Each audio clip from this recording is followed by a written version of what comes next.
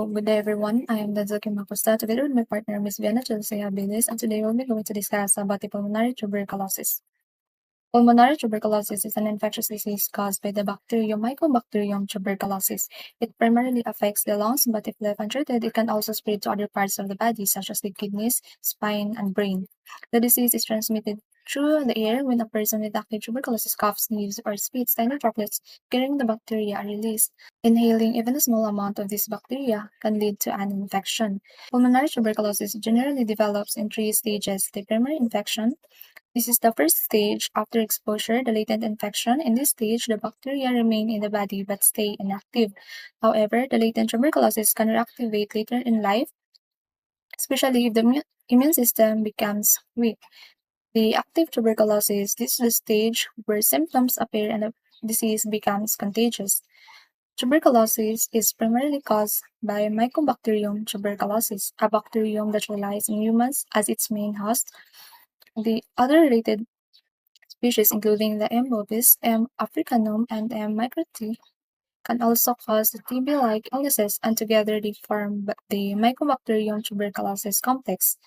The M. tuberculosis is a rod-shaped, non-motile, and non-performing bacterium that is aerobic, meaning it requires oxygen to survive, which explains why the lungs are the primary site of the infection. Its low growth rate and unique lipid-rich cell wall containing mycolic acid, giving its acid-fast staining properties used in diagnosis and contribute to its ability to survive the hostile conditions, resist disinfectants, and evade host immune defenses. This lipid-rich wall also allows the bacterium to persist inside macrophage, modulate the immune response, and establish latent infections. Pulmonary tuberculosis spreads almost entirely through the air. People with active pulmonary or laryngeal tuberculosis release tiny drops containing Mycobacterium tuberculosis when they cough, speak. These droplets are very small, less than 5 micrometers, and can stay in the air for several hours, which makes it easier for others to inhale the bacteria and get infected. Patients with cavities in their lungs are especially contagious because their sputum contains a very high number of the bacteria, about 10,000 organisms per milliliter. Transmission is also affected by the environment. Tuberculosis spreads more easily in overcrowded, poorly ventilated places, and people who spend a long time near untreated TB patients are at higher risk.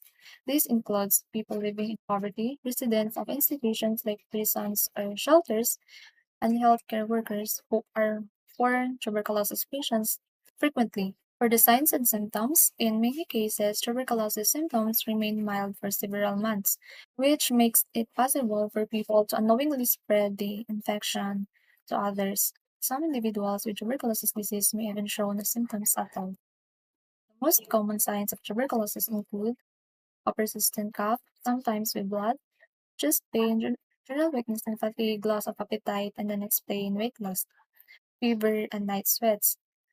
Now, the pulmonary tuberculosis specifically occurs in three stages, and each with its own signs and symptoms. The primary infection, this stage is usually asymptomatic. If symptoms appear, they are non-specific, such as a low-grade fever and fatigue, but without noticeable cough. Latent infection, at this stage, individuals do not show symptoms and cannot spread the disease to others. The active infection, this is when symptoms become unnoticeable. Even in moderate or severe cases, patients may only have vague symptoms such as malaise, anorexia, fatigue, and gradual weight loss.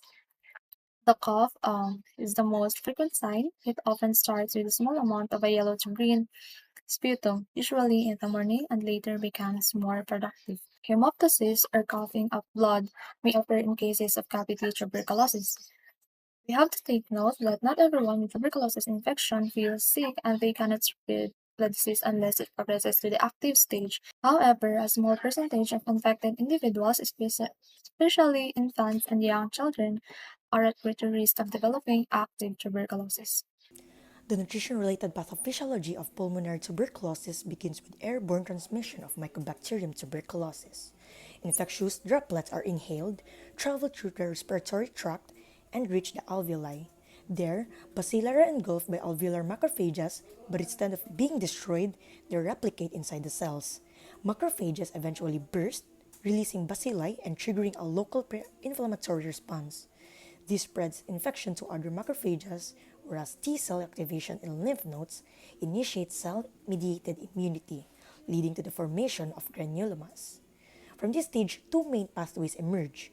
On the left pathway, this represents primary TB, the initial lung infection with an active immune response. If the immune system fails to contain bacilli, granulomas disintegrate and locally spread, leading to progressive primary TB disease. In this condition, bacilli proliferate uncontrollably and spread into the bronchi, causing cessation necrosis, followed by cavitation and tissue destruction. Ultimately, bacilli spill into the bronchi and airways, resulting in active PTB disease. Clinically, this stage presents with persistent cough, sometimes with blood or fever, night sweats, fatigue, anorexia, weight loss, and malaise. Nutritionally, the body enters a state of protein energy malnutrition and or micronutrient deficiencies due to both increased metabolic demand and decreased dietary intake. This further weakens immunity. On the right pathway, if immunity is strong, the infection becomes latent TB infection. Bacilli remain dormant inside granulomas, so the person has no symptoms, no clinical disease, and is not contagious. However, if immunity weakens later due to factors such as very young or elderly age, smoking and alcoholism, marginalized living conditions, HIV infection, malnutrition for inadequate protein and caloric intake or micronutrient intake, and diabetes, granulomas can break down. This reactivation leads to secondary TB or reactivation TB, which again progresses into active pulmonary TB disease with the same destructive pathology and clinical features. Finally, individuals with active PTB transmit bacilli again through coughing and aerosolized droplet spread, completing the cycle of aerial transmission to new hosts. The signs and symptoms of PTB reflect increased energy expenditure and catabolism. According to WHO and NCBI guidelines, undernutrition not only predisposes patients to PTB but also worsens outcomes, leading to higher mortality and relapse. Because of this, they need a diet that is high in calories and protein and rich in micronutrients like vitamins A, D, C, and E, as well as iron and zinc to support immunity and tissue repair.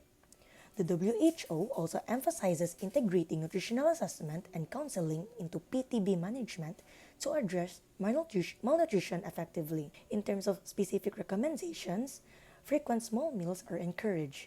This should include lean meats like chicken, fish, eggs, healthy fats like avocados, nuts, seeds, and complex carbohydrates like whole grains, oats, etc. These foods are highlighted for supporting recovery. Energy intake should be around 35 calories per kilogram per day, and protein should be about 1.2 to 1.5 grams of protein per kilogram per day. Micronutrient supplementation is recommended when deficiencies are confirmed, though evidence shows that routine blanket supplementation is not always effective, but reportedly it may help with weight gain in some cases. In summary, dietary management in TB must address weight loss, appetite changes, and increased metabolism by ensuring adequate calories, protein, and micronutrients. Anti-tuberculosis treatment requires a holistic, team-based approach involving nutritionists, physicians, and pharmacists to address nutritional needs. Personalized nutritional counseling and care are essential to improve outcomes and reduce mortality.